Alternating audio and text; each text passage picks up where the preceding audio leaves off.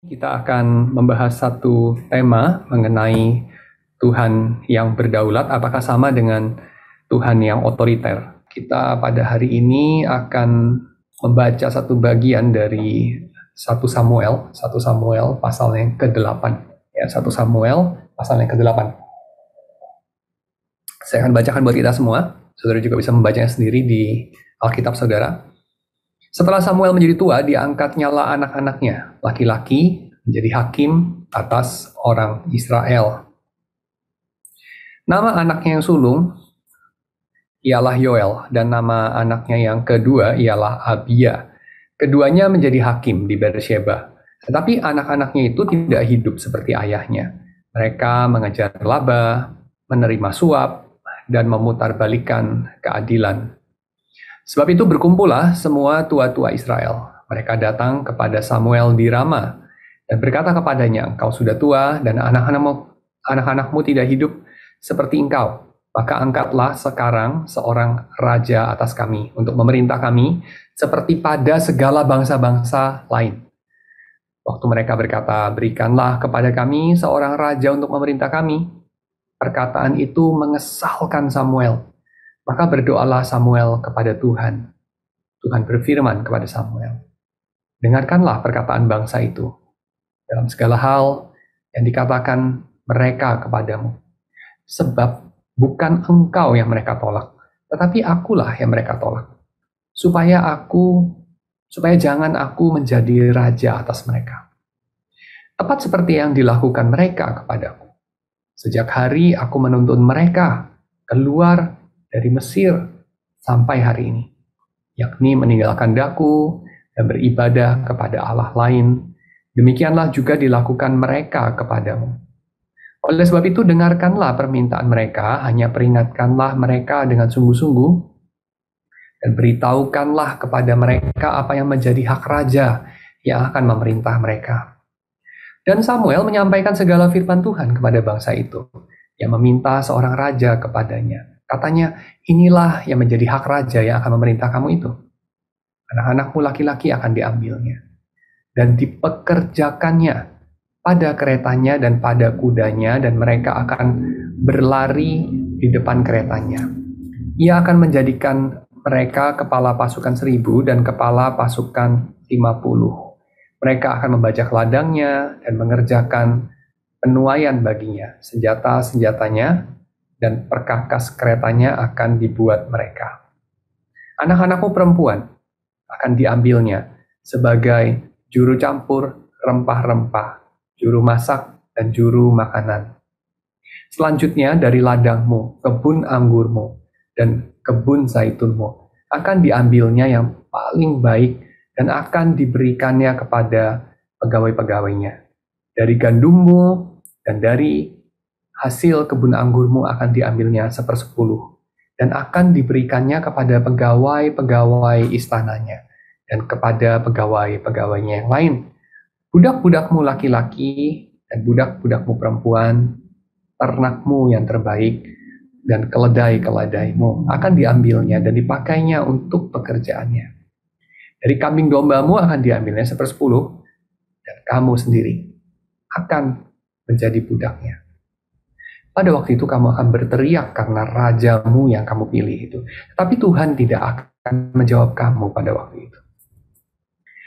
Tetapi bangsa itu menolak mendengarkan perkataan Samuel, dan mereka berkata, "Tidak, harus ada raja atas kami. Maka kami pun akan sama seperti segala bangsa-bangsa lain. Raja kami akan menghakimi kami dan memimpin kami dalam perang." Samuel mendengar segala perkataan bangsa itu dan menyampaikannya kepada Tuhan. Tuhan berfirman kepada Samuel, "Dengarkanlah permintaan mereka dan angkatlah seorang raja bagi mereka." Kemudian berkatalah Samuel kepada orang-orang Israel itu, "Pergilah masing-masing ke kotanya." Nah, saudara sekalian, bagian ini seringkali dipahami sebagai cerita mengenai orang Israel meminta demokrasi. Orang Israel menolak pemerintahan Tuhan. Dan seringkali dikatakan pemerintahan Tuhan adalah pemerintahan top down, pemerintahan yang berdaulat penuh, dan itu adalah pemerintahan yang ditawar oleh orang Israel. Orang Israel dalam jumlah banyak, mereka berdemonstrasi, menolak Tuhan, lalu kemudian mereka meminta agar mereka mengatur diri mereka sendiri. Mereka meminta agar permintaan mereka itu dikabulkan. Ya, lalu kemudian dikatakan ini adalah satu peristiwa orang Israel meminta demokrasi. Dan kemudian hasilnya tentu buruk, kita tahu. Ya, karena mereka memilih Raja Saul, raja yang kemudian tidak taat kepada Tuhan, dan kemudian membawa bangsa itu kepada keadaan hidup yang tidak baik. Oke, tapi saya ingin meluruskan beberapa hal terlebih dahulu mengenai ayat ini sebelum kita membahas tema kita yang paling utama, ya, yaitu Tuhan yang berdaulat. Apakah sama dengan konsep Tuhan yang otoriter atau Tuhan yang adalah diktator? Tentu bagian yang pertama kita setuju, ya, Tuhan memang berdaulat, sudah pasti Tuhan berdaulat, tidak ada yang lebih berdaulat dari Tuhan. Tapi apakah Tuhan otoriter? Itu hal yang lain. Apakah Tuhan seorang atau sosok yang memerintah secara diktatorial? Nah, itu juga pertanyaan yang berbeda, ya. Oke, mari kita masuk dulu kepada klarifikasi nomor 1. Anggapan bahwa pada peristiwa ini bangsa Israel meminta pemerintahan demokratis. Apakah itu benar? Lalu juga ini sering dikaitkan dengan kriteria pemimpin. Apakah bangsa Israel memilih Saul karena mereka terpikat oleh penampilannya?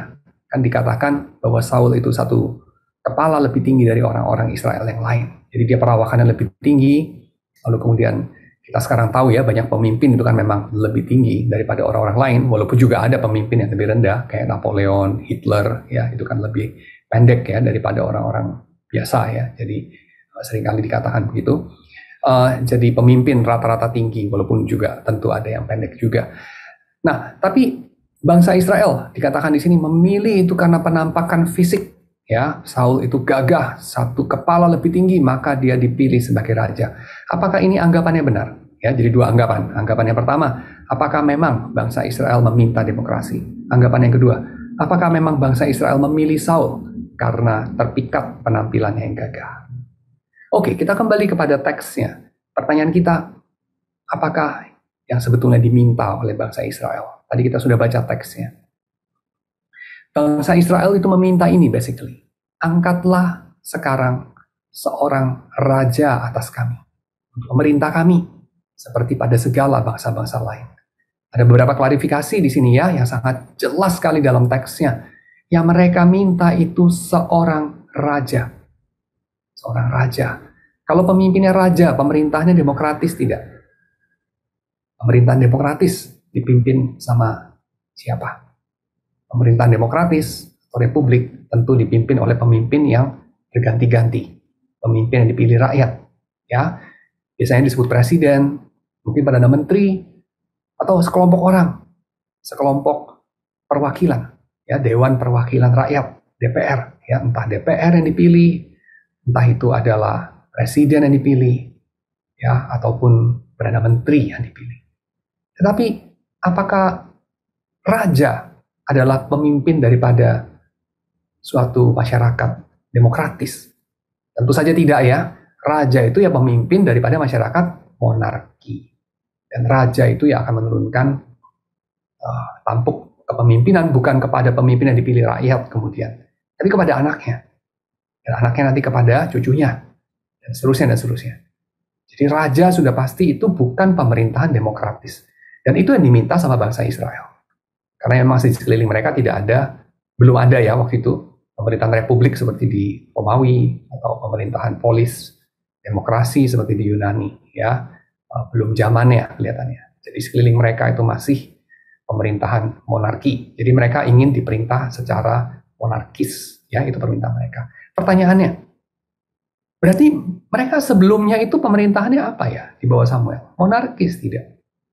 Jawabannya bukan, pasti bukan monarkis. Buktinya mereka minta monarki. Ya, jadi mereka tidak diperintah secara monarkis. Secara apa? Nah, itu nanti kita lihat pelan-pelan. Ya, beberapa orang mengatakan teokrasi, tapi teokrasi itu kayak apa? Ya dipimpin Tuhan. Ya, tapi Seperti apa itu bentuknya? Ya, oke. Yang pasti mereka minta raja. Kedua, rupanya dipimpin raja itu satu pemerintahan yang lazim di dalam bangsa-bangsa di sekeliling mereka. Ya, itu 2 poin yang kita uh, jelaskan pada poin yang pertama ini, yaitu mereka bukan minta demokrasi. Buktinya apa? Mereka minta raja. Raja itu bukan pemimpin demokrasi. Pemimpin demokrasi itu Perdana Menteri, presiden. Mereka tidak minta presiden. Jadi mereka pasti bukan minta demokrasi. Ya, mereka minta dipimpin oleh raja seperti pada masa-masa lain. Oke, yang kedua, mengapa? Mengapa mereka meminta raja? Ya, di satu sisi ini kan seperti bodoh. Tingkat kebebasannya turun. Kita ini kan orang modern, suka kebebasan. Ya, jadi kita diberikan kemakmuran, kalau tidak ada kebebasan, protes juga. Ya, beberapa orang mengatakan mungkin di negara yang agak totaliter seperti China, ya, tetapi cukup makmur. Walaupun kita perlu lihat yang makmur berapa persen, ya, yang miskin banyak juga soalnya. Ya, tapi oke lah, negaranya kuat, negaranya uangnya banyak, ya, devisanya banyak. Tapi oke, kita perlu tanya ya, apa semua orang ingin tinggal di China? Atau mungkin tinggal di Qatar atau di Saudi Arabia, ya, yang makmur juga, ya, tetapi masalahnya ada satu hal yang kurang di sana, ya, di negara-negara itu, ya, yaitu apa? Sepertinya tingkat kebebasannya agak rendah. Kenapa? Karena monarki. Ya, kalau di China sih tidak monarki, ya, komunis, tetapi pemerintahannya itu bukan demokratis. Ya, sudah pasti bukan demokratis. Bahkan di Singapura kita bisa katakan ya demokrasi yang agak terpimpin gitu.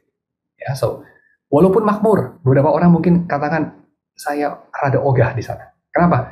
Tidak bebas. Kenapa? Karena kita orang modern. Ya, kita orang modern menghargai kebebasan selain keamanan, kemakmuran, kestabilan dan seterusnya. Kita menghargai kebebasan juga. Ya, dan kita lihat, ya, kita menimbang pro dan kontranya. Tinggal di tempat yang makmur sih makmur, aman sih aman mungkin, tetapi semuanya diatur dengan totaliter. Kurang kebebasan, mau nggak ya? Nah, orang Israel, waktu itu mereka meminta apa? Mereka meminta untuk diatur. Mereka meminta untuk ada pemerintahan tangan besi, pemerintahan totaliter. Kenapa milih itu? Kok bodoh gitu? Kenapa milih untuk punya raja? Bodoh sekali sepertinya. Dari sudut pandang kita orang modern. Ya, karena buat kita semakin banyak kebebasan, semakin bagus. Tapi kalau kebebasannya banyak, lalu ada ongkosnya, ongkos kebebasannya misalnya politik yang nggak stabil, ongkos kebebasannya nggak maju-maju, gitu ya, karena terus-terusan bertikai secara politik, gaduh terus, jadi kapan majunya gitu ya. Nah, oke lah, baru kita mulai pikir. Tapi ini enggak loh, ini mereka sengaja pilih pemerintahan yang lebih totaliter, ya, lebih tersentral, lebih nggak ada kebebasan. Untuk apa? Padahal kalau dikatakan lebih makmur atau kurang makmur, kan belum tentu, belum dijalani. Ya, dan mereka memilih menyerahkan kepemimpinan kepada satu orang. Ini sepertinya bodoh, tapi kita tahu ini bukan hanya dilakukan orang kuno, tapi juga dilakukan orang bahkan sampai hari ini. Ya, nanti kita lihatlah itu. Ya, tapi oke, dalam konteks orang Israel, dalam konteks buku 1 Samuel ini, kenapa sih mereka minta dipimpin raja? Ya, jawabannya sederhana saja. Mereka bukan iri sama kekayaan bangsa-bangsa, mereka bukan iri sama kekuatan perang bangsa-bangsa lain, bukan. Dikatakan di dalam ayat yang merupakan pembukaan daripada bagian ini.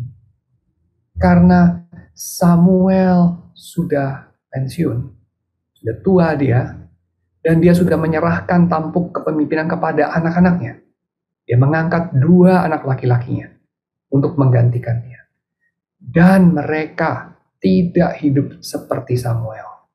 Mereka mengejar laba, menerima suap, memutarbalikkan keadilan. That's why Jadi bukan karena mereka iri kepada kejayaan bangsa lain.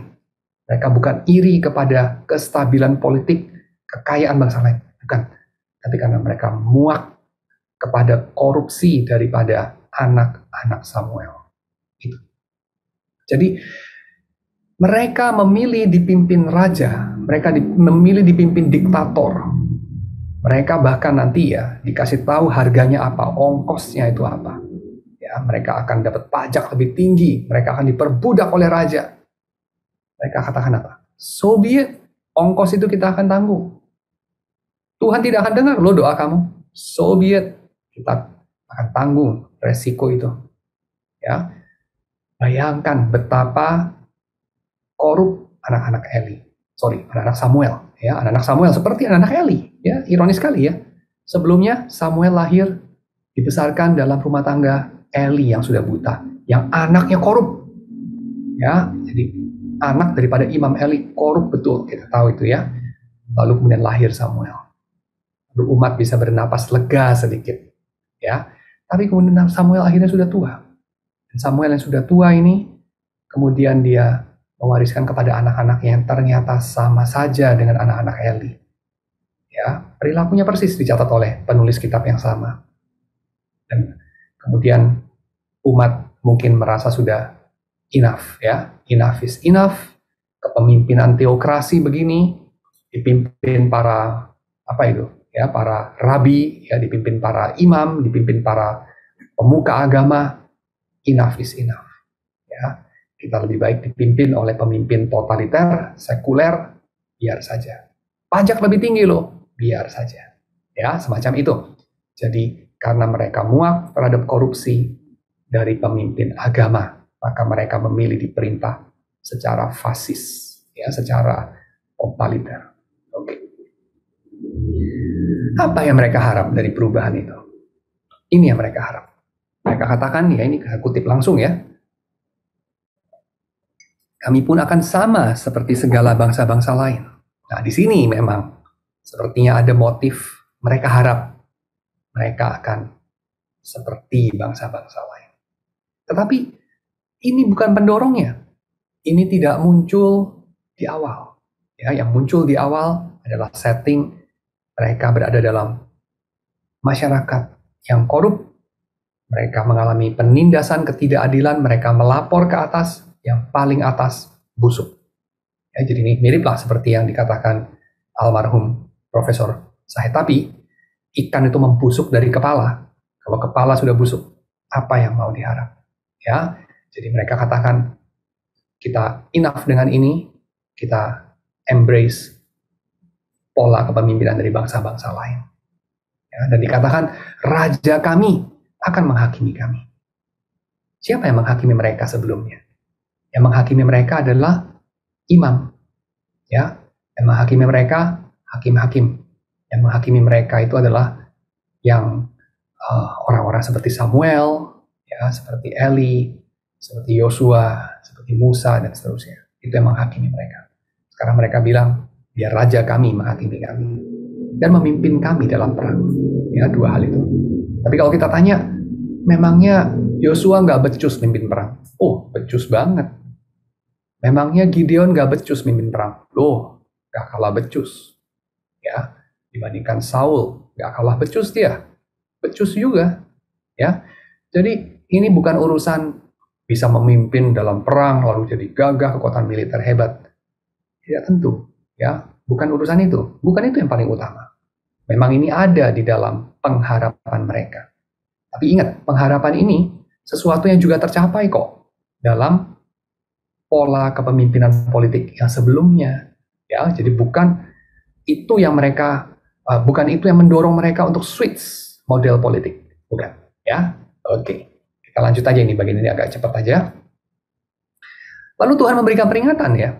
Kamu mau switch dari pola kepemimpinan oleh para tua-tua Israel, ya, 70 tua-tua Israel, ini sedikit-sedikit saya buka ya, 70 tua-tua Israel, pola kepemimpinan oleh presbuteros, ya, jadi beberapa tua-tua yang berdiskusi, yang bermusyawarah, yang berdialog, yang tidak ada satupun yang dominan untuk kemudian membuat mereka yang lain bungkam, lalu dia memimpin sendirian, bukan.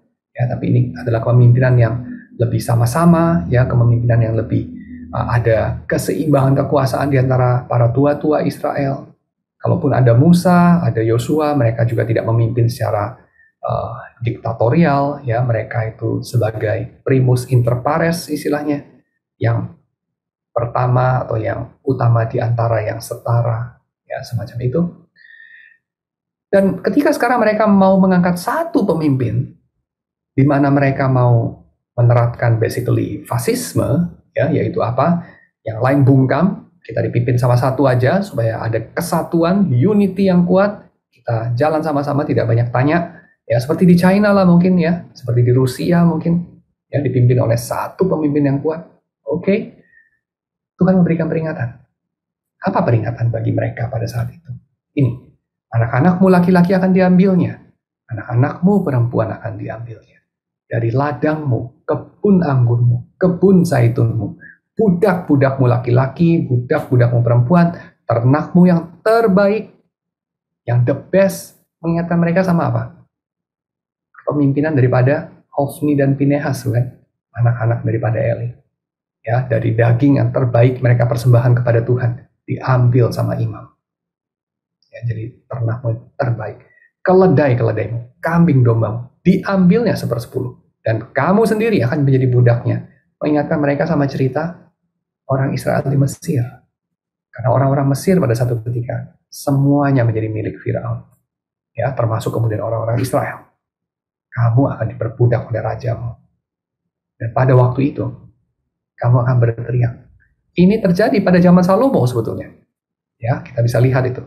Terjadi pada zaman Salomo. Pada zaman Salomo ada beberapa suara disensus dipimpin oleh Yerobeam, ya, yang kemudian meledak ketika Salomo mati, digantikan anaknya Rehabeam, yang kemudian mengatakan, bapakku nggak punya nyali, dia bilang. Dia pakai istilah dalam bahasa Ibrani yang agak vulgar, ya, dia katakan. Dia katakan, kelingkingku ini lebih besar dari pinggang ayahku. Itu dalam bahasa Ibrani sebetulnya adalah, saya punya kelingking ini lebih besar daripada penis ayahku, kira-kira begitu. Ya, jadi itu vulgar sekali, ya. Intinya itu dia mau bilang apa? Kalau kamu merasakan kepemimpinan ayahku itu, ya, keras. Ayahku itu mencambuk kamu dengan cambuk besi. Aku akan mencambuk kamu dengan cambuk berduri besi. Kira-kira begitu. Ya, jadi kalau kamu pikir pajak di zaman ayahku tinggi, di zamanku akan lebih tinggi. Ya, aku akan lebih tegas lagi mencekik kamu. Itu dikatakan sama Rehabeam. Dan pada saat itu, umat berteriak kepada Tuhan. Apakah Tuhan mendengar? Pada saat itu dikatakan, ya tidak. Karena Tuhan konsisten dengan apa yang dia katakan di sini. Kamu akan berteriak karena rajamu yang kamu pilih. Ini mereka belum masuk ke dalam switch pemerintahan. Ya, mereka masih dipimpin sama Samuel dan anak-anaknya. Mereka masih protes. Dan Tuhan memberikan alternatif ini. Kasih tahu kepada mereka, ini ongkosnya. Ya. Dan pada akhirnya kamu akan berteriak karena rajamu, tapi Tuhan tidak akan menjawab kamu waktu itu. Oke, apa katamu? Ini kata mereka. Kita tahu, ya. Saya udah kasih lihat. Mereka tetap menolak usulan itu. Mereka berkata, tidak. Harus ada raja atas kami. Ya, itu respon mereka. Jadi sudah dikasih tahu semua konsekuensi, tetap mereka jalan. Ya, sudah. Oke. Pertanyaannya kemudian adalah, ini sudah dikasih peringatan, pada akhirnya siapa yang memilih raja bagi Israel? Ya, jadi akhirnya mereka menolak Samuel, mereka menolak peringatan Samuel, mereka tetap ngotot mau pilih raja. Akhirnya siapa pilih raja? Kita mungkin berpikir dalam benak kita, ya mereka lah, mereka pilih di antara mereka. Mereka mungkin bikin apa ya, kayak pemilu gitu ya, di antara orang Israel, suku Benyamin pilih yang mana, suku Yehuda pilih yang mana, nanti ada bakal calon, ada mengajukan kandidat, lalu nanti kampanye, Saul kampanye, mukanya ganteng di TV, berdebat sama calon dari suku Yehuda, akhirnya Saul yang menang. Gak seperti itu. Ya, bukan seperti itu. Alkitab mengatakan, siapa yang pilih? Dalam ayat selanjutnya, dalam pasal selanjutnya ya. Pasal 9 ayat 15. Saya bacakan. Tetapi Tuhan telah menyatakan kepada Samuel sehari sebelum kedatangan Saul. Demikian. Besok kira-kira waktu ini aku akan menyuruh kepadamu seorang laki-laki dari tanah Benyamin.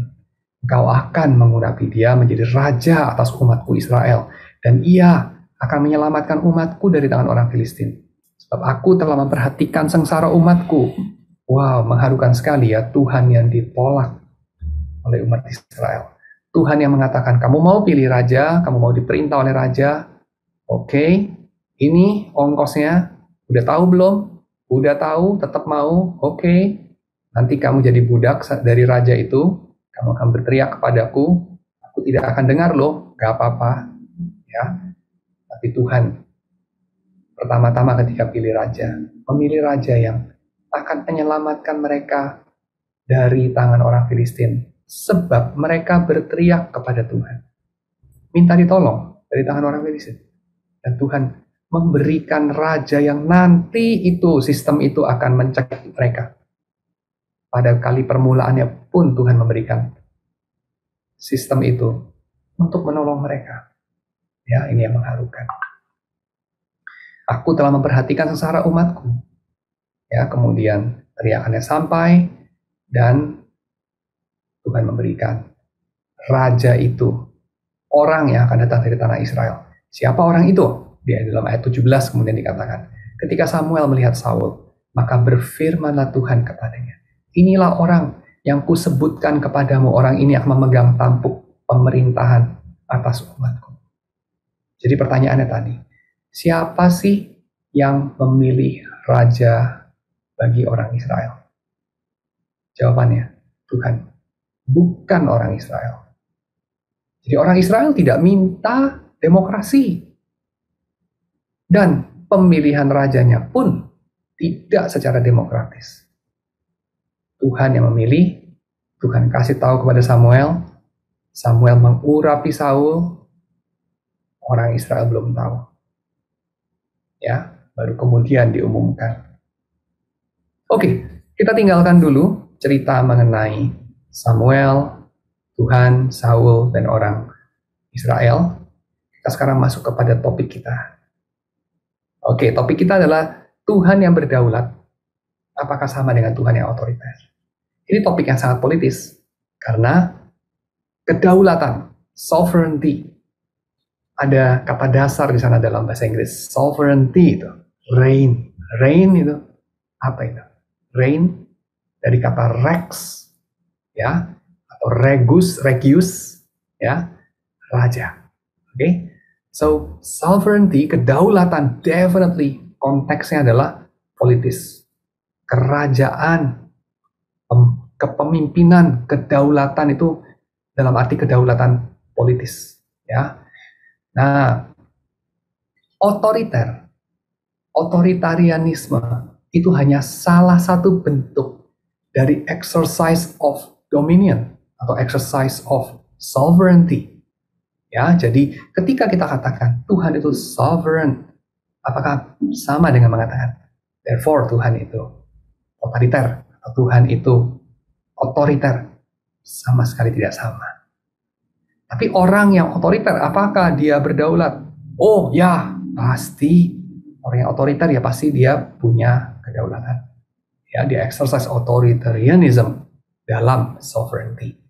Tapi sovereignty tidak tentu otoriter. Ya, itu kita perlu untuk pegang sebagai prinsip pertama.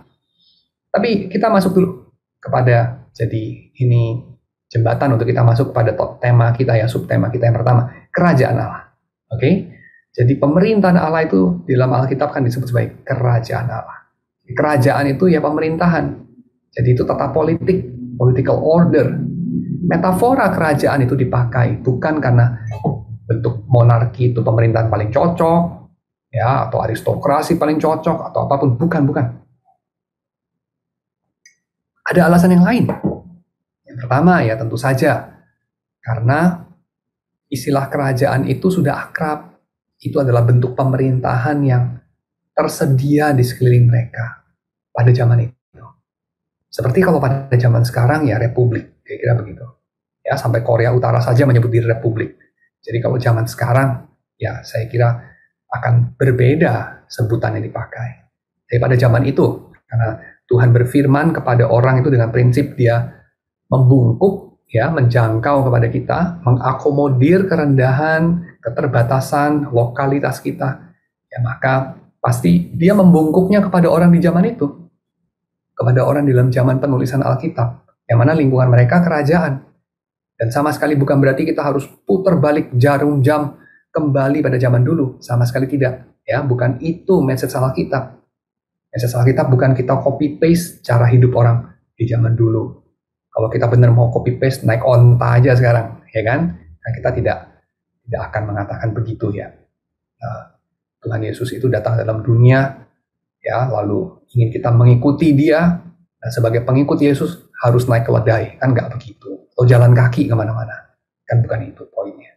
Ya, jadi oke. Kerajaan Allah, kenapa kerajaan? Karena itu bentuk pemerintahan yang paling umum dijumpai.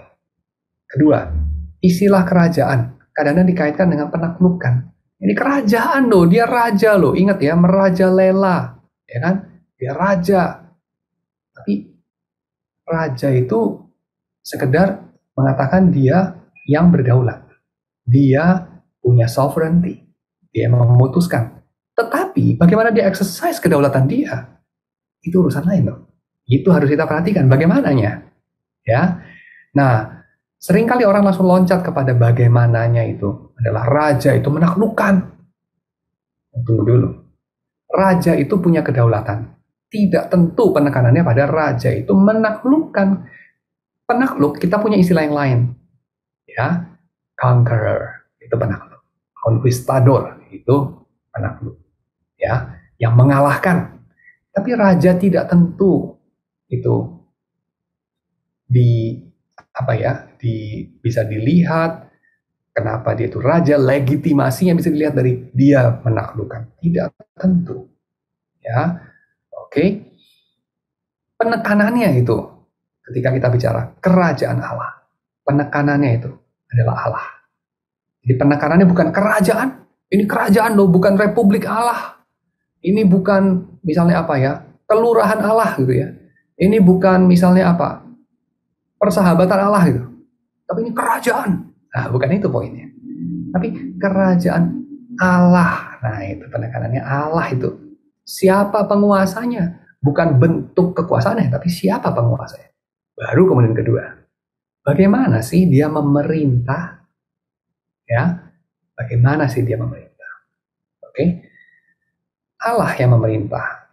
Dengan kata lain, ya, waktu kita bilang kerajaan Allah itu berarti yang memerintah itu Allah. Dan kedua, dengan cara yang kita saksikan dilakukan Allah di dalam Yesus Kristus. Karena kita itu mengenal Allah menurut Yohanes melalui Yesus. Tidak seorang pun pernah melihat Allah Bapa. Tetapi firman yang menjelma menjadi daging itu, Yesus dari Nazaret, dialah yang menyatakan Allah Bapa itu. Ya, jadi kalau kita mau kenal Tuhan, kita mau kenal Tuhan itu beroperasi gimana, kita tidak bisa langsung loncat kepada spekulasi Tuhan ya pasti gini, secara filosofis Tuhan itu kan maha besar, maka begini-begini. Enggak, tunggu dulu. Lihat Yesus. Kamu kenal Tuhan itu dari Yesus. Oke? Nah, berikutnya tentang pemerintahan Allah. Pemerintahan Allah ini sudah mulai dari sebelum manusia jatuh dalam dosa. Beberapa orang mengatakan pemerintah itu tidak dibutuhkan kalau tidak ada dosa. Pemerintah itu mengekang kejahatan kan? Oh ya, tentu saya setuju itu pemerintah mengekang kejahatan. Itu yang Paulus katakan, Roma 13. Betul. Tapi itu dilihatnya setelah kejatuhan. Sebelum kejatuhan ada pemerintahan tidak? Tidak ada, karena tidak ada kejahatan, tidak diperlukan. Ya, kalau pemerintahan hanya diperlukan untuk mencegah kejahatan atau memperkecil kejahatan, ya saya setuju. Nggak ada maling, nggak perlu satpam, saya setuju. Tapi pemerintahan bukan cuma urusan tangkap maling. Itu poinnya. Ya, kalau pemerintahan kita katakan urusannya cuma tangkap maling, saya setuju. Sebelum kejatuhan tidak ada pemerintahan, Tidak ada politik. Tapi, kalau kita tahu politik itu ya, tata kekuasaan. Dan kekuasaan itu ya ciptaan Tuhan. Dan kekuasaan itu simply ya adalah apa yang memungkinkan sesuatu terjadi. Itu kekuasaan namanya. Dan kekuasaan kalau dipegang oleh lebih daripada satu individu, tentu perlu politik. Tentu terjadi politik. Dan politik itu ya tidak tentu jahat. Ya, sekedar dinamika kekuasaan. Sekedar bagaimana menata, mengatur kekuasaan. Dan bisa nggak, perlu nggak politik, perlu nggak pemerintahan sebelum kejatuhan, sebelum pemerintahan membusuk, sebelum kekuasaan membusuk menjadi saling menguasai, saling menelan, saling memanipulasi, saling menindas. Sebelum ada itu perlu nggak pemerintahan? Perlu. Kenapa? Karena ada kekuasaan. Tuhan menciptakan ada kekuasaan dalam hidup manusia. Sudah pasti diperlukan pemerintahan. Ya. So, sejak awal penciptaan, sebelum kejatuhan, Allah telah mendirikan pemerintahannya. Telah. Setidaknya manusia itu diberi tugas memerintah atas alam. Satu sama lain pemerintahannya beda. Tapi tetap ada pemerintahan. Pemerintahannya bukan penindasan, ya manusia juga tidak terpanggil menindas hewan-hewan di hutan, tidak, ya. Itu yang kita lakukan sekarang, tapi kita tidak terpanggil untuk itu sebelum kejatuhan, ya. Oleh karena kejatuhan dalam dosalah kita melakukannya. Oke, jadi pemerintahan kerajaan Allah sudah ada dalam praktik, bukan hanya dalam rencana ya, tapi dalam praktik Allah sebelum kejatuhan. Dan pemerintahan Allah terjadi melalui manusia atas segenap ciptaan. Selain pemerintahan Allah terjadi secara langsung juga. Ya, Allah memerintahkan matahari, bulan, bintang. Allah memerintahkan hari, Allah memerintahkan ini itu. Bumi mengeluarkan hewan-hewan dan tanam-tanaman. Ya, itu kan tidak lewat manusia. Secara langsung Tuhan mengerjakan. Tapi Tuhan mengerjakan juga lewat manusia. Ya, Tuhan memanggil manusia untuk exercise dominion over the whole creation. Ya, dominion again itu bukan urusan conquest. Ya, dominion itu urusan being a domine. Ya, domine itu kalau bahasa Belanda itu artinya pendeta ya. Tapi domine itu ya isinya sebenarnya arti literalnya tuan gitu ya. Domine itu ya tuan. Dalam bahasa Latin sih. Ya, jadi tuan. Ya. Bahasa Belanda juga artinya tuan sih. Cuman sering dipakai untuk menyebut pendeta ya, tuan pendeta. Gitu. Tapi ya, anyway. Dominion itu isinya adalah artinya itu adalah ya sovereignty, ya dominion. Jadi being leader, ya being a king, ya a lord, being a lord. Tapi menjadi tuan, menjadi lord itu bukan kayak dalam pengertian menindas, mengambil manfaat dari, menjajah, ya itu bentuk merosotnya, itu pembusukannya, ya. Tapi bentuk yang asalnya itu seperti apa? Again, lihat di dalam Yesus. Lihat di dalam Yesus. Yesus itu Tuhan kita, bukan? Apa yang dia lakukan? Ya, itu kuncinya. Oke ya, jadi poin kedua, pemerintahan Allah yang sudah ada sebelum kejatuhan itu, Tuhan exercise melalui manusia. Dan kejatuhan itu pemberontakan terhadap pemerintahan Allah ini. Kita menjadi leader yang gak bagus atas alam, kita menindas alam, kita menindas satu sama lain, kita ingin saling menguasai, dan seterusnya. Ya, itu adalah pemberontakan terhadap pemerintahan Allah. Dan sebagai akibat pemberontakan itu, tata kekuasaan dalam dunia sekarang adalah campuran antara kebaikan asali, kejahatan yang bersumber pada pemberontakan manusia kepada Allah, anugerah umum yang mengawetkan, menopang tata kekuasaan dengan kebaikan relatif, ya, kebaikan relatif. Artinya apa? Ya, dia relatif. Ya, sementara dia tidak menyelamatkan, tetapi dia kebaikan yang sungguh-sungguh. Kita jangan mengurangi itu. Dan kedua, dia anugerah sungguh-sungguh. Kita nggak berhak menuntut, kita nggak berhak untuk mendapatkannya. Dan ketiga, dia memang dari Tuhan. Jadi kita jangan bilang kebaikan relatif sementara dalam dunia. Jangan salah, itu dari Tuhan loh. Jangan kurang menghargai. Kata Calvin, kamu kalau tidak menghargai pemberiannya, kamu tidak menghargai yang memberi. Tidak menghargai Roh Kudus yang memberi. Ya, jadi kita jangan bilang, ini cuma anugerah umum. Jangan bilang cuman, itu dari Tuhan. Kedua, itu anugerah.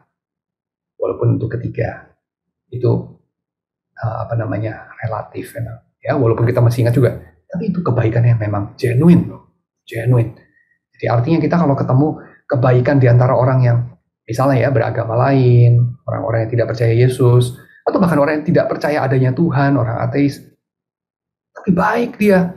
Kita jangan merelatifkan langsung kayak belum negatif. Wah, ini pasti demi nama baik sendiri, ini demi mencapai keselamatan di luar Yesus ya dengan usaha sendiri. Kita kurang bersyukur kepada Tuhan loh kalau kita punya sikap begitu. Ya, kita harus sungguh-sungguh bersyukur kalau memang itu sungguh-sungguh kebaikan yang tulus. Ya, jangan kita curiga lalu mendevaluasi itu. Kita bersyukur saja sama Tuhan. Ya, itu kebaikan yang genuine. Dan dicampur lagi sama karya penebusan Kristus. Ya, khususnya di tengah orang percaya. Ada kekuatan dari karya penebusan Kristus yang memperbarui relasi-relasi kekuasaan dalam dunia.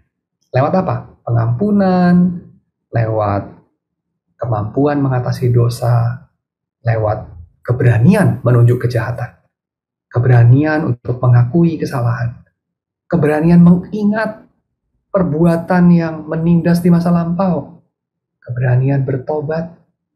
Ya, kita masih menunggu ini keberanian bertobat dari banyak bangsa-bangsa mengenai ketidakadilan yang mereka lakukan di masa lampau. Ya, darah dan air mata dari para korban yang tidak punya suara. Ya, orang-orang yang diperlakukan dengan sadis, semena-mena, dibunuh di luar pengadilan, dan seterusnya. Darah dan air mata mereka naik kepada Tuhan.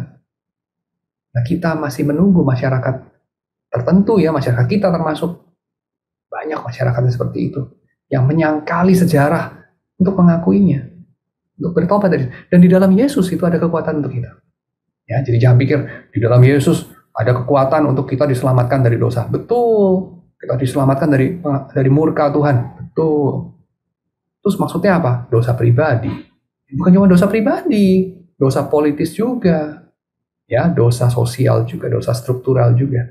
Kita punya kesempatan dan kemampuan untuk bertobat loh sama-sama. Bayangkan dunia macam apa terbentang bagi anak cucu kita kalau kita bertobat dari dosa-dosa itu. Ya, kita bisa lihat dalam sejarah sih, masyarakat yang sudah Kristen, ya masyarakat yang pernah mencicipi jadi Kristen, mungkin sekarang sudah tidak terlalu kental warna Kristennya, tapi mereka menghadirkan banyak hal yang indah yang tidak ada pada masyarakat lain. Itu semua karena mereka menjalankan Injil ya pada suatu masa. Oke, dan itu kesempatan juga terbuka bagi kita. Tuhan bisa menembus relasi kekuasaan. Oke, bagaimana Allah memerintah dunia ini? Beberapa hal yang perlu diperhitungkan dalam memahami pemerintahan Allah dalam dunia. Yang pertama, Allah itu bekerja di balik segala sesuatu. Segala sesuatu. Tidak ada yang terkecuali. Jadi nggak ada tuh kayak, kalau ini sih dari manusia. Wah, itu benar-benar dari Tuhan tuh. Karena manusia nggak mampu deh. Itu saya kira mengecilkan skop kekuasaan Tuhan. Sampai Tuhan itu hanya bekerja dalam mujizat. Coba misalnya saya tanya ya. Kalau jam ini ya tiba-tiba mati gitu. Waktu saya lagi butuh banget, nggak tahu kenapa, saya butuh jam gitu ya. Mati, baterainya habis. Saya getok-getok nggak bisa ya. Terus itu di tengah hutan. Wah, gimana pergi ganti baterai ya. Tapi saya berdoa tiba-tiba nyala lagi. Yes. Lalu nyala sampai 10 hari sampai saya keluar dari hutan. Ya, terus kita bilang, puji Tuhan itu mujizat Tuhan. Maybe. Tapi kamu hitung sebagai mujizat Tuhan atau pekerjaan Tuhan tidak? In the first place bisa ada jam ini.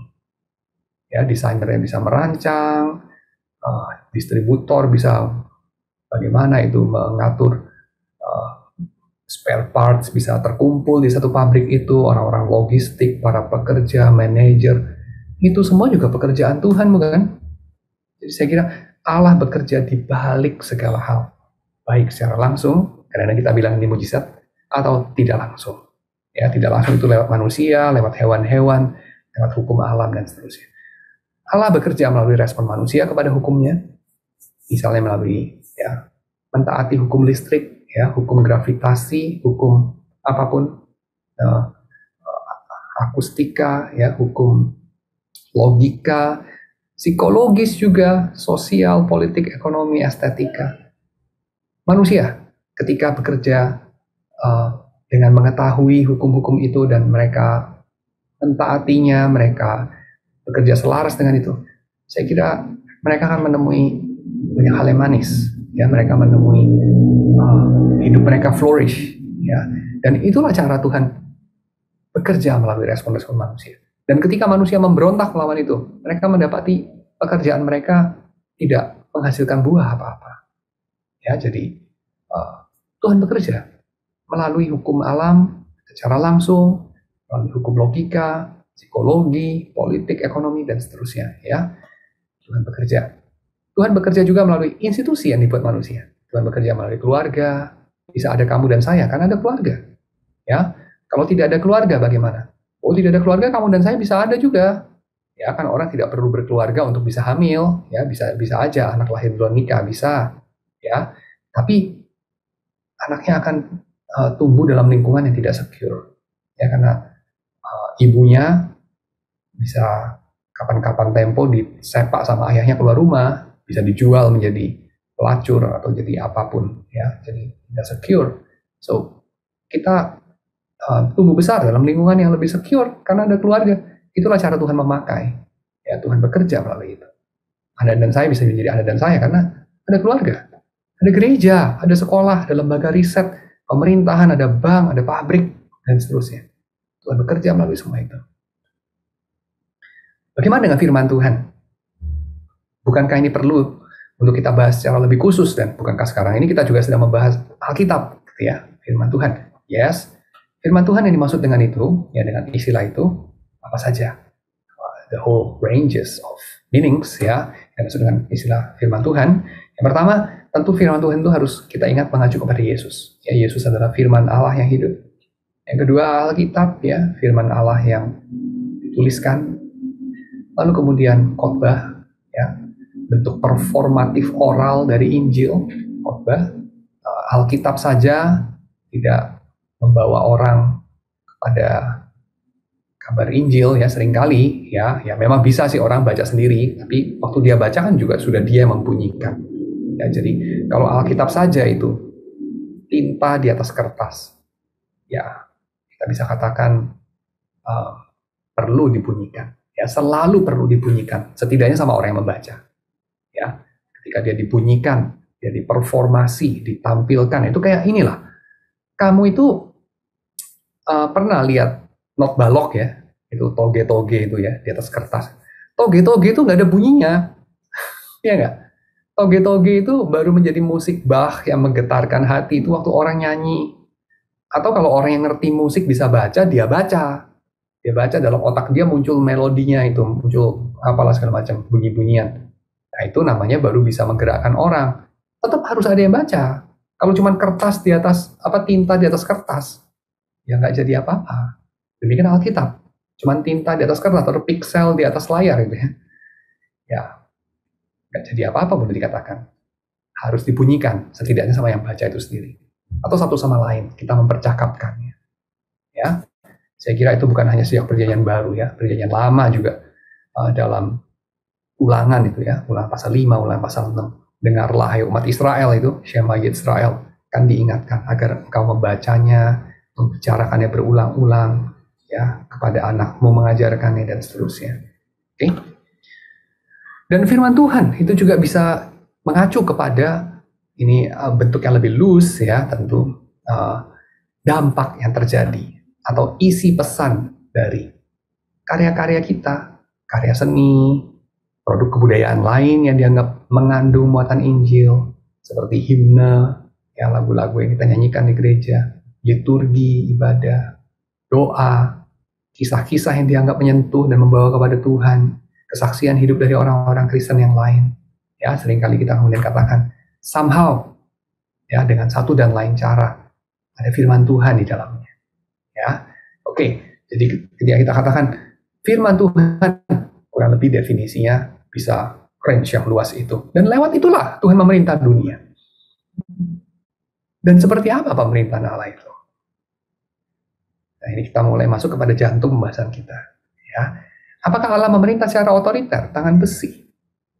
Jadi dia itu, pokoknya kamu diam aja, nggak usah tanya-tanya, nggak usah protes, jalankan saja, dan Tuhan perintahkan. Dan Tuhan perintahkan kamu itu detail, instruksi bentuknya, ya, komando, instruksi, belok kanan padat, bunderan, ya, lewat 300 meter, belok kiri, kayak begitu, instruksi dari Google Map, atau seperti apa. Beberapa orang melihat Allah sebagai pemerintah yang otoriter. Beberapa orang yang lain melihat Allah sebagai kakek yang baik hati, tidak menuntut, tidak menyuruh, tidak kasih tugas, guru yang baik hati, ya, selalu senyum, murid kacau-kacau kayak apa, senyum dia. Saya dulu punya guru fisika kayak gitu tuh, ya. Muridnya udah lempar-lemparan kertas, sudah berisik-berisik, dia senyum, paling dia noleh, jangan berisik ya, terus dia kembali lagi ke papan tulis, nulis-nulis rumus-rumus gitu ya. Wah, itu guru yang sabar. Tapi benar guru yang baik tidak? Mungkin tidak juga. Dia simply ya sudah give up dengan marah. Dia nggak bakat marah kali dan segala macam. Ya, jadi juga nggak berguna akhirnya orang seperti itu. Ya. Nah, pemerintahan ilahi, pemerintahan Tuhan, apa kayak begitu? Ya, laissez-faire kita bilang, lepas tangan, kurang hadir, sehingga ini mungkin menjadikan yang memerintah itu pasar, gitu ya, pasar bebas, gitu kan, free market, ya, floating price, itulah yang terbaik. Orang banyak aja yang memerintah, ya, Vox Populi, Vox Dei, ya, suara rakyat itu suara Tuhan. Maybe begitu atau bagaimana?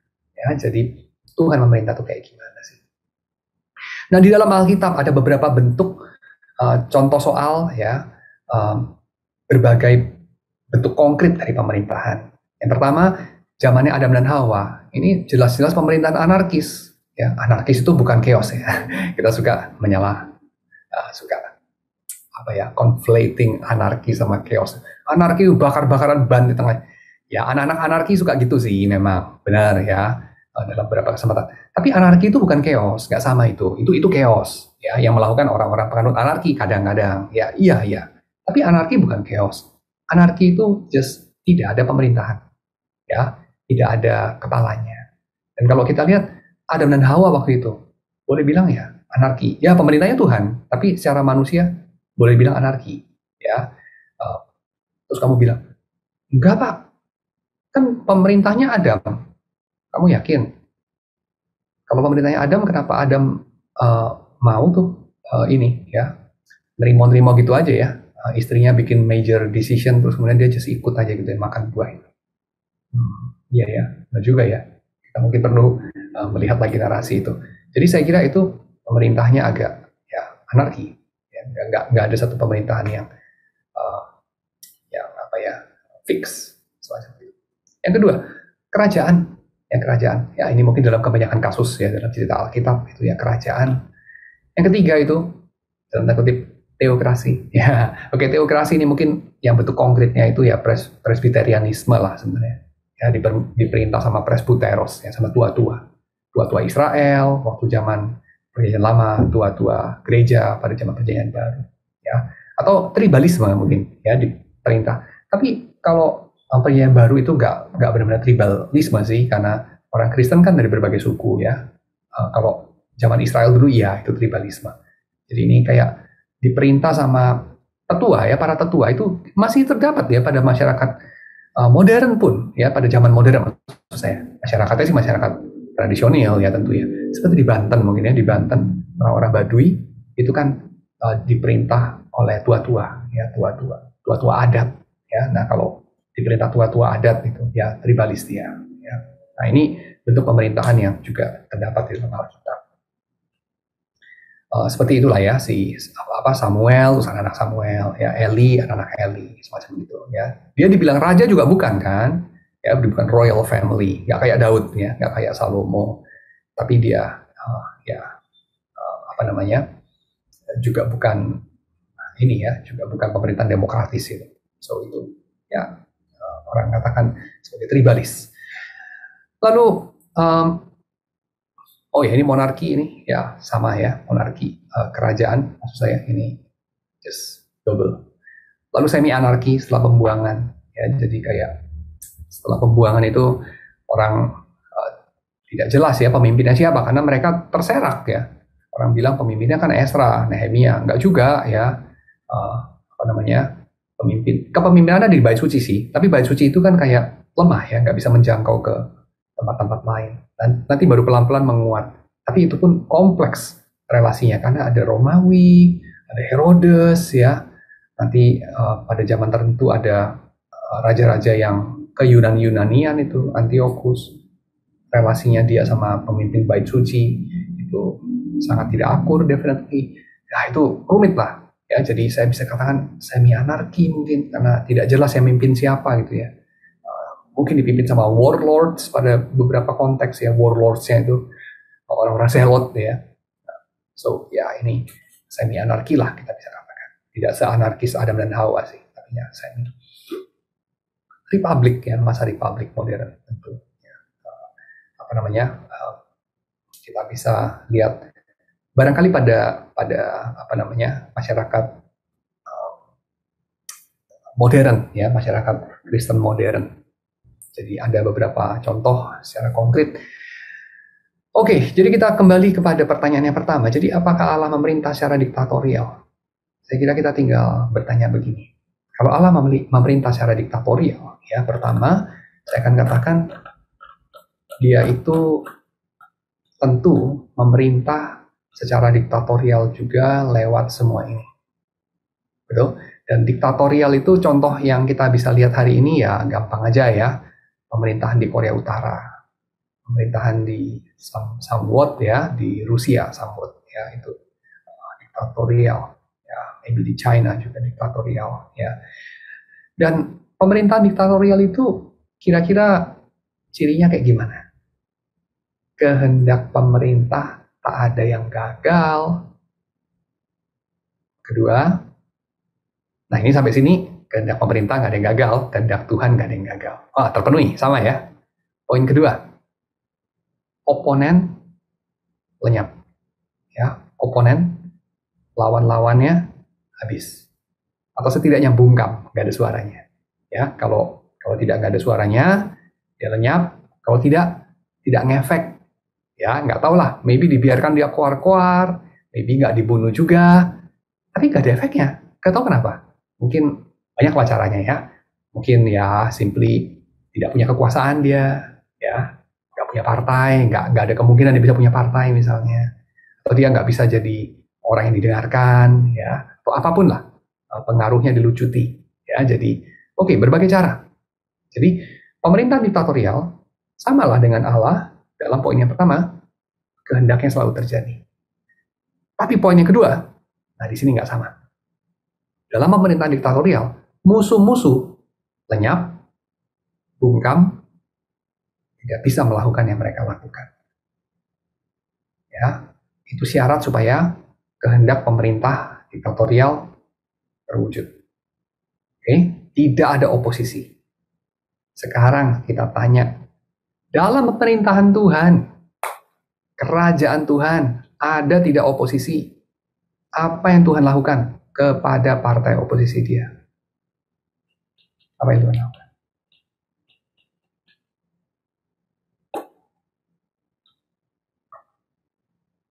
Tuhan menopang hidup mereka. Itu yang Tuhan lakukan. Pertanyaannya, jika Allah adalah diktator, mengapa kita masih ada? Saya punya kawan baik tinggal dekat rumah saya sini. Dia pernah kasih saya buku ya, lalu dia kasih notes kecil. Saya kira menyentuh sekali kata-katanya. Ya, dia katakan, jika Allah itu tidak Allah itu seperti kita lah ya, yaitu diktator lah begitu, ingin kehendaknya yang terjadi saja gitu, dia ingin menghabisi lawan-lawannya. Kenapa kita masih hidup ya? Kenapa kita masih ada? Saya kira kita yang melawan Tuhan, kita masih hidup, diberi makan oleh Tuhan. Ya, itu menandai apa sih? kepemimpinan Tuhan, pemerintahan Tuhan memang berdaulat, tapi bukan diktatorial. Nah, pandangan Allah sebagai diktator melahirkan pandangan fatalisme. Dan apa konsekuensi dari fatalisme? Coba saudara pikir deh, apa konsekuensi daripada Tuhan berdaulat sama dengan Tuhan otoriter, sama dengan semua itu kan diatur, sama dengan kita itu mau ngapain saja nggak ngefek, kita nggak didengarkan oleh Tuhan, kita tidak penting untuk punya pandangan mandiri, pandangan yang secara relatif independen dari Tuhan, pandangan kita sendiri, bisa setuju sama Tuhan, bisa juga tidak. Maka apa yang terjadi?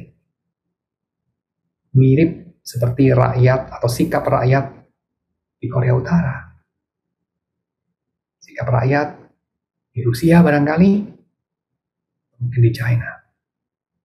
Ya, saya kira tentu degree-nya beda. Ya. Paling ekstrim ya pasti di Korea Utara.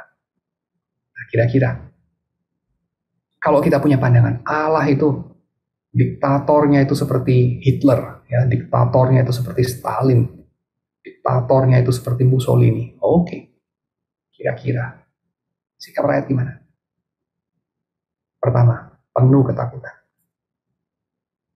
Kedua, banyak kemunafikan. Ketiga, cari aman.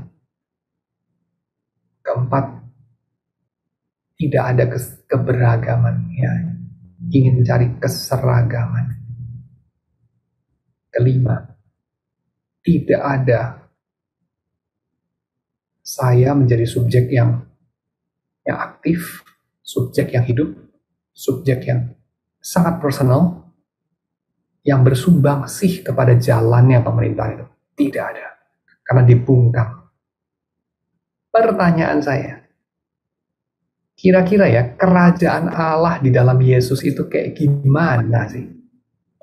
Kerajaan Allah di dalam Yesus itu kayak gimana kira-kira? Kita bisa lihat jendelanya ya. Kita bisa ngintip itu kayak gimananya itu. Di dalam apa, saudara? Di dalam kehidupan Yesus sama murid-muridnya. Yesus sama murid-muridnya itu gimana? Coba. Yesus sama murid-muridnya saya kira adalah Yesus mendengarkan murid-muridnya. Oh, itu kan perjanjian baru, Pak. Perjanjian lama gimana? Perjanjian lama ya. Allah Bapa, Allah Yahweh itu mendengarkan. Saya bukan mau mengatakan Allah Yahweh itu Allah Bapa saja ya. Maksud saya Allah Tritunggal ya. Allahnya Abraham lah. Oke, Allahnya Abraham, Ishak dan Yakub. Allahnya Abraham itu mendengarkan Abraham loh. Ya. Allahnya Musa itu mendengarkan Musa. Dan Musa itu tidak selalu kayak yes bos, enggak. Musa itu ada tempo-tempo dia mengingatkan Tuhan akan janjinya. Masih ingat ya Tuhan bilang apa? Aku musnahkan semua orang Israel. Bangsa itu tegar tengkuk. Nanti aku ganti pakai keturunanmu saja Musa. Kamu tahu Musa bilang apa? Yes bos, siap bos. Tidak. Musa bilang jangan Tuhan. Nanti apa kata orang-orang Mesir? Apa kata bangsa-bangsa di sini? Ya, jangan. Kira-kira ya. Kemudian penulis Alkitab tulis apa? Dan Tuhan mendengarkan Musa. Kita perlu mengingat itu. Dan Tuhan dengan sabar mendengarkan Abraham. Bahkan Tuhan mendengarkan Yunus. Ya. Tuhan kita itu Tuhan yang mendengarkan. Oh, Tuhan yang memanjakan ya. Ini Allahnya orang-orang itu nih, Injil kemakmuran yang seenak sendiri, yang apa ya, Allahnya itu cuma sinterklas bagi-bagi hadiah di surga, nggak pernah menegur anak-anaknya. Bukan. Gak sama itu. Tuhan mendengarkan itu bukan Tuhan menuruti. Tuhan mendengarkan itu bukan Tuhan gak pernah menegur, bukan. Tuhan mendengarkan itu Tuhan mendengarkan. Bahkan saya ragu ya, orang tua yang selalu iya kepada anaknya, ya, selalu melimpahi anaknya dengan segala hadiah, permisif, apapun anaknya lakukan dia backup, dia gak pernah marah. Saya kira orang tua seperti itu juga jarang mendengarkan anak-anaknya loh. Ya, jadi jangan salah. Selalu menuruti bukan mendengarkan. Memerintah dengan kedaulatan, tidak eksklut mendengarkan. Ya, pemerintah dengan totaliter, eksklut mendengarkan.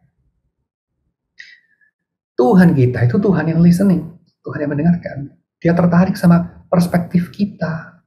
Dia bukan pengen ngoceh aja, menggurui saja, kasih instruksi, kamu jalankan udah hidupmu enak. Tidak seperti itu loh. Dia Tuhan yang interest sama kita, pengen tahu kita itu perspektifnya apa, dia pengen mengembangkan persahabatan sama kita soalnya.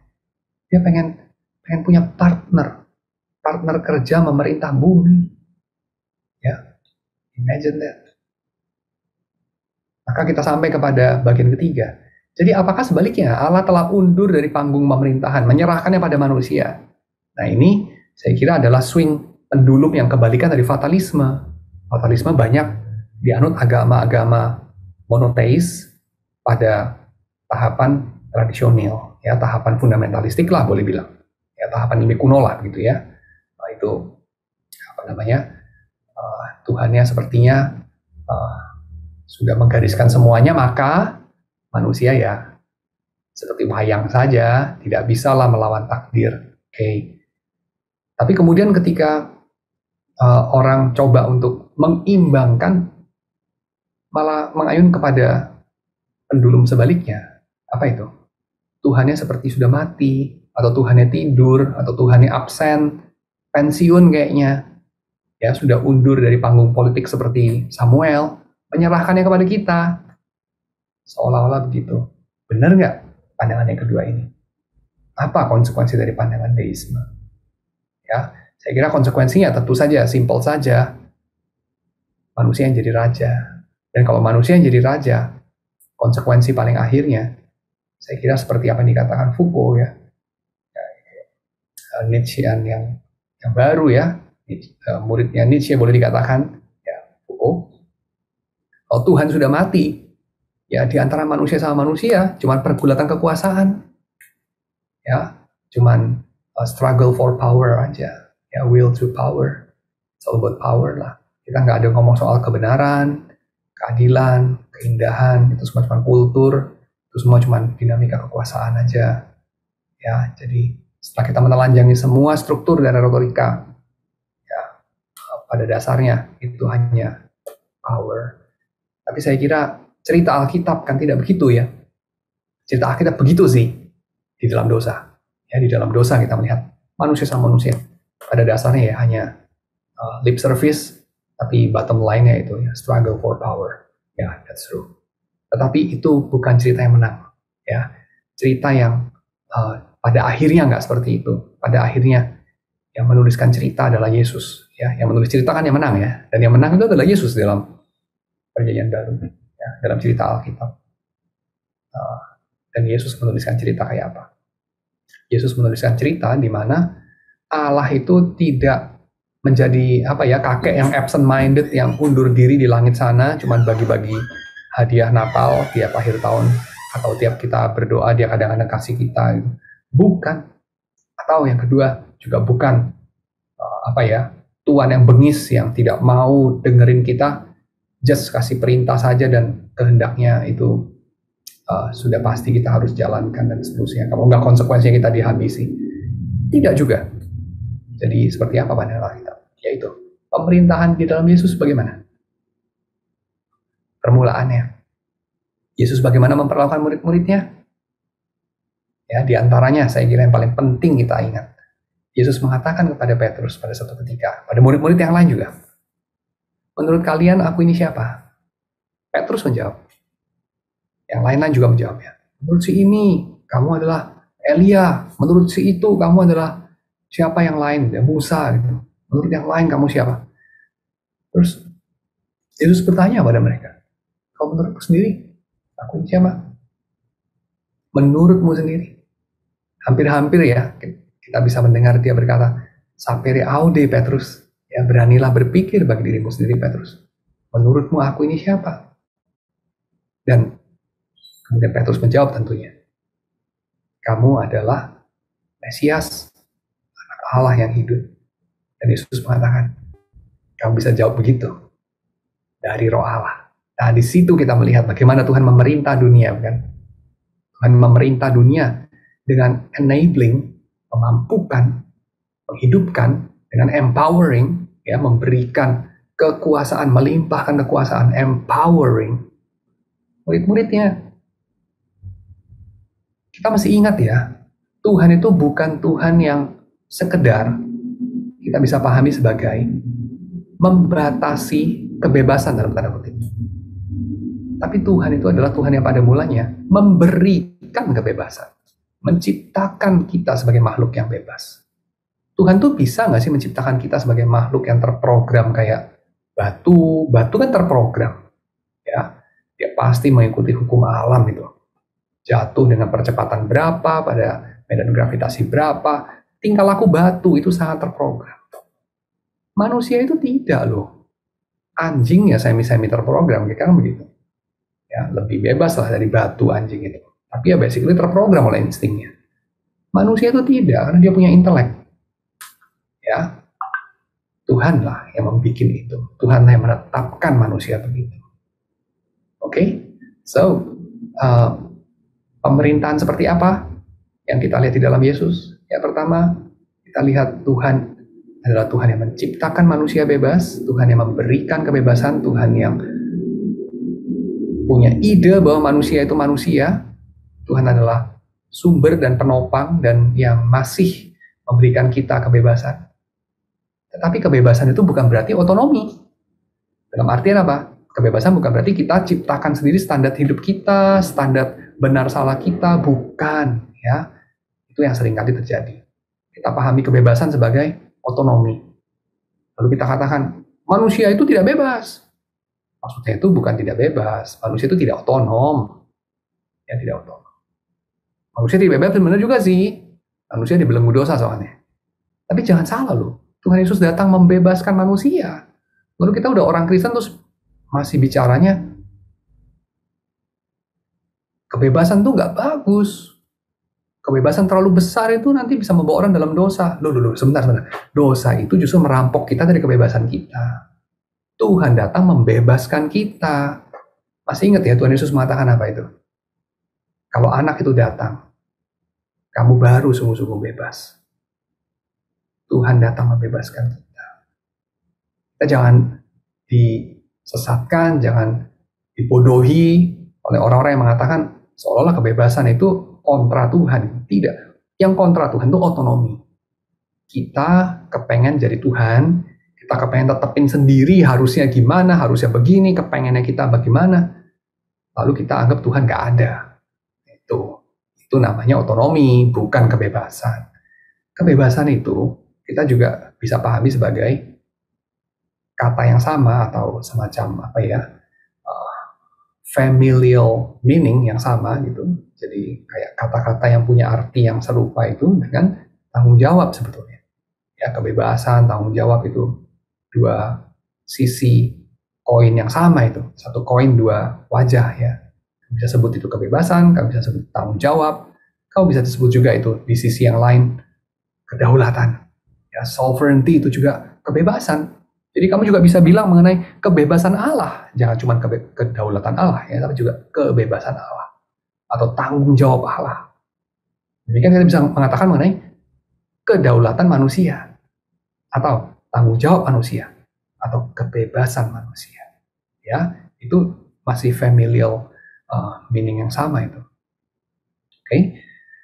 Nah, di sini saya kira kita cukup jelas ya bahwa Tuhan kita bukan diktator, tapi Tuhan kita juga bukan lepas tangan sehingga kita punya otonomi sendiri, kita running dunia ini sendiri, tidak. Tapi Tuhan kita adalah Tuhan yang mencipta, menopang, memimpin jalannya pemerintahan alam semesta. Manusia di mana? Manusia adalah co-reign sama Tuhan. Ya, manusia itu memerintah bersama Tuhan, bekerja bersama Tuhan, rekan sekerja Allah. Ya, memerintah, mengadili malaikat bersama Kristus. Itu gambaran yang diberikan Paulus. Ya, jadi kenallah dirimu, gnotis auton. Siapa dirimu? Kamu adalah yang dipanggil Tuhan memimpin semua ini. Ya, memimpin alam ini. Tapi bukan dirimu dalam arti kayak megalomania. saya pemimpin alam, saya presiden alam semesta. Bukan itu ya, karena kita semua juga presiden gitu kan, kita semua juga raja. Jadi ya jangan kayak saya raja kamu tunduk sama saya, bukan, bukan. Kita semua raja soalnya, ya di bawah Tuhan. So kita semua imago Dei, dalam artian kita semua raja, kita semua itu punya tanggung jawab, kita semua itu punya kebebasan, kita semua punya kedaulatan sebagai tubuh, ya sebagai tubuh, jadi bukan sebagai individu, sebagai tubuh Kristus, kita dipimpin oleh Kristus, ya. Dan disitulah kemudian kita melihat Tuhan kita, apakah Tuhan yang otoriter? Kalau itu kita pegang, pertama tidak alkitabiah, kedua waspada. Konsekuensinya adalah kita jadi apatis. Ya, kayak rakyat Korea Utara gimana sih? Gak ada rencana masa depan lah. Gak ada lah kreatif bikin film yang bagus. Pernah nggak menang Oscar gitu, film bikinan Korea Utara? Gak ada. Ya. Dulu nih Soviet ada ya, novelis bagus-bagus, tapi pemberontak semua gitu kan. Jadi ya itu sesuatu yang kita bisa lihat dalam pemerintahan diktatorship ya. Gak ada kreativitas, gak ada kehidupan, gak ada harapan, gak ada cinta, gak ada ketulusan, gak ada kejujuran, tidak ada keamanan, tidak ada persahabatan. Kecuali kalau orang hidup subversif, ya masa kita mau subversif sama Tuhan kan tidak. Jadi saya kira Tuhan bukan diktator, tapi Tuhan juga bukan orang tua yang memanjakan anaknya, bebas lalu mau hidup kayak gimana pun, papa support. Bukan, ya Tuhan juga bukan orang tua tidak bertanggung jawab seperti itu. Oke, tapi Tuhan kita adalah Tuhan yang kudus dan ingin agar kita memerintah bersama dengan Dia sebagai orang-orang yang dewasa, yang bertanggung jawab, yang menghidupi kehidupan kita sebagai mana kita adanya, yaitu sebagai raja. Ya, maka hiduplah sebagai anak-anak yang anak-anak daripada Tuhan yang itu. Ya, oke. So itu sekian sharing saya dari pembahasan malam hari ini. Kita sudahi PA kita masuk dalam doa ya. Bapak, kami bersyukur untuk segala penyertaan-Mu pada malam hari ini. Kami menyerahkan setiap anak-anak-Mu yang sudah Engkau kumpulkan, yang sudah Engkau berikan kesempatan untuk memikirkan hal-hal ini. Kiranya Engkau sendiri yang menyempurnakan pembahasan kami, dan Engkau sendiri yang membawa kami dalam pengertian yang lebih limpah akan firman-Mu. Kami menyerahkan juga waktu kami berikutnya dalam tangan Tuhan. Dalam nama Yesus kami berdoa. Amin.